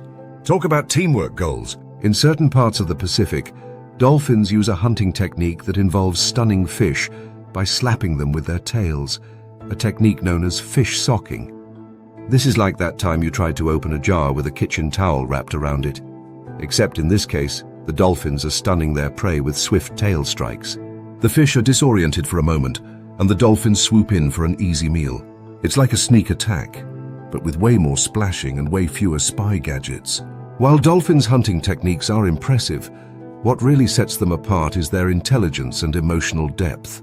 These creatures aren't just brainy, they're emotionally intelligent as well. Dolphins have been observed showing empathy, caring for injured or sick pod members, and even comforting each other after a stressful event. They understand that sometimes a good cuddle or a playful game of chase is exactly what you need after a tough day of hunting. And let's not forget about their sense of play. Dolphins are notorious for their playful behavior. They'll surf on waves, leap out of the water, and even play with other animals, like sea turtles or even humans, although you probably won't see that on a first date. Play is an important part of their development, helping them hone their social and hunting skills while also keeping the mood light. I mean, who doesn't like a good game of let's swim in circles and leap into the air? When it comes to the Pacific, dolphins are more than just a species, they're a culture. From the islands of Hawaii to the coastlines of Japan, Pacific dolphins are renowned for their ingenuity, adaptability, and social bonds. They've got a language, a social hierarchy, and a sense of humor that makes them stand out in the ocean. And while they may be the playful, cute ones, they're also a reminder of the depth of intelligence that lies beneath the surface. Dolphins in the Pacific have evolved in unique ways, adapting to their environment while maintaining the complex social behaviors that define them. Whether they're using echolocation to navigate dark waters or forming alliances with other species, dolphins in the Pacific have mastered the art of survival with grace, intelligence, and a healthy dose of fun. So the next time you find yourself staring out at the vast expanse of the Pacific, remember that beneath the waves, these ocean geniuses are swimming, communicating, and hunting, proof that brains and beauty can truly thrive together in the deep blue sea. All right, so here we are at the final chapter of our Pacific Ocean adventure, and it's time to face the harsh reality that even the biggest, most beautiful ecosystems in the world aren't immune to the effects of climate change. We've already dived into the wonders of the Pacific, its mind-bogglingly huge expanse, its giant marine creatures, the dizzying depths of the Mariana Trench, and even the social lives of dolphins. But now we're going to talk about something that doesn't get nearly as much attention: the fact that the Pacific and the ecosystems that depend on it are under threat. So grab your metaphorical snorkel, because it's time to dive into the real-world problems affecting these waters. And, spoiler alert, it's not a pretty sight. First things first, let's talk about the basics of rising sea levels. You've probably heard about it in the news, or seen the social media posts with alarming stats about glaciers melting. It's true, the world's ice caps are shrinking at a shocking rate, and that means there's more water entering the ocean. But it's not just the ice that's causing the seas to rise. Our cozy little atmosphere is also in on the act, with warmer temperatures causing the water itself to expand. This is like if you took your favorite soda and left it in a hot car, except it's the entire planet doing the heating, and the soda is the ocean. Over the past centuries, sea levels have risen by about 8-9 inches, around 20-23 centimeters. That doesn't sound like much, but when it comes to coastlines, every inch counts. The thing is, the ocean doesn't just swallow up coastlines like an overeager sea monster. Rising sea levels eat away at wetlands, erode beaches, and flood habitats that many marine species depend on. It's like nature's slow-mo demolition job, and let's be honest, it's a disaster movie we really don't want to be watching. The impact of rising seas is felt most strongly by coastal ecosystems, which are like the Pacific's version of a neighborhood park. These areas provide crucial habitats for countless species. Sea turtles, shorebirds, and countless fish species all call these areas home. But as the seas rise, the land is slowly retreating, and these coastal areas are disappearing. Imagine if your favorite beach, the one you spent hours running around on as a kid, started to sink into the ocean. That's what's happening, only it's not just one beach, it's entire coastal regions, disappearing at an alarming rate. One of the most threatened coastal ecosystems is the mangrove forest. Mangroves are like the superheroes of coastal areas. These trees have evolved to survive in salty water and tidal zones, and their roots help stabilize the shoreline, protecting it from erosion and acting as a buffer during storms. They also provide shelter and breeding grounds for fish, crabs, and other marine creatures. But with rising sea levels, mangroves are slowly being submerged, and without them the coastline becomes much more vulnerable. It's like the ocean is coming in to take away your safety net, and the mangroves are left helpless, struggling to keep their footing in a rapidly changing world. Now let's talk about the true divas of the Pacific, the coral reefs. These vibrant ecosystems, which are home to 25% of all marine species, are like the ocean's version of a luxury apartment complex. A single reef can be home to hundreds of different species, from brightly colored fish to the shyest of sea creatures. It's a stunning, complex world of tiny critters, majestic fish, and intricate corals that form the foundation of marine life. But, spoiler alert, the coral reef system is in crisis. Rising sea temperatures, caused by global warming, are a major threat to these delicate ecosystems. Corals rely on a mutual relationship with tiny algae called zooxanthellae to survive. These algae provide the corals with nutrients, and in return, the corals provide them with a place to live. However, when the water gets too warm, corals expel their algae. This process is called coral bleaching. Without the algae, the coral loses its color, becomes stressed, and can die. And as the sea levels continue to rise, the shallow waters that corals thrive in become deeper and less hospitable. It's like a really bad breakup for the ocean's most colorful residents. To make matters worse, sea level rise can also lead to the flooding of coral reefs, further stressing the delicate ecosystems. With corals already struggling to survive, the added pressure from rising seas could be the final straw for many of these marine wonders. All right, now let's bring it back to the creatures of the deep. What's happening to them? Well, just like coastal habitats, marine life is also feeling the heat, literally and figuratively. Rising sea levels don't just affect the environment in general, they disrupt entire food chains. Fish species that rely on shallow coastal habitats are now losing their homes to rising tides, and migratory patterns are being thrown out of whack. Take sea turtles, for example. Many sea turtles use beaches to lay their eggs, but with rising sea levels, those sandy nesting grounds are slowly being flooded. Imagine trying to find a good spot to build your house, but the ground keeps getting wetter and wetter. It's a nightmare for these turtles, and it could cause a drastic reduction in the already threatened sea turtle population. And then there's the issue of the ocean's food supply. As the water warms up and currents shift due to rising seas, the distribution of nutrients is altered, leading to shifts in the availability of food for marine life. When species like krill or plankton, which form the foundation of the ocean's food web, start to dwindle in certain areas, it creates a ripple effect that impacts everything from the smallest fish to the largest predators, including whales and sharks. It's like trying to host a massive dinner party, but halfway through the event, someone steals the appetizers, and the guests start to get a little hangry. As if rising sea levels weren't enough, climate change is also ramping up extreme weather events across the Pacific. Think typhoons, cyclones, and hurricanes, all of which are becoming more frequent and intense thanks to the warming of the planet. These storms can cause destruction to coastal habitats, damage coral reefs, and even push species out of their natural territories. Storms are a big deal in the Pacific. The region already faces some of the most intense weather systems in the world. And with climate change ramping up, these systems are intensifying, leaving marine life with even fewer places to hide. It's like trying to weather a storm inside a cardboard box. Except the box is the entire ecosystem. So what's next? Can we save the Pacific from the rising seas and sinking habitats? Well, it's not all doom and gloom, even if it feels like it sometimes. While the situation is dire, there's still hope. Conservation efforts, from protecting coastal habitats to reducing carbon emissions, are critical to slowing the impacts of climate change and rising sea levels. The first step, taking action. Governments, conservation groups, and even local communities are working together to create marine protected areas, restore mangrove forests, and help build resilient coral reefs. Scientists are also studying ways to help coral reefs adapt to warmer waters and are working to restore damaged ecosystems. But here's the kicker. Saving the Pacific is a collective effort. Every little bit helps, whether it's reducing your carbon footprint or supporting marine conservation initiatives. We can all make a difference. After all, the Pacific is too beautiful, too diverse, and too essential for us to just stand by and watch it fade away. And with that, our journey through the Pacific comes to a close, though of course the story is far from over. The challenges are immense, but with awareness, action, and a little bit of humor, because let's face it, we all need a laugh when the news is tough, there's hope for a brighter future for our oceans. So let's keep diving, learning, and protecting the ocean, and who knows, maybe the next chapter will be a little more hopeful.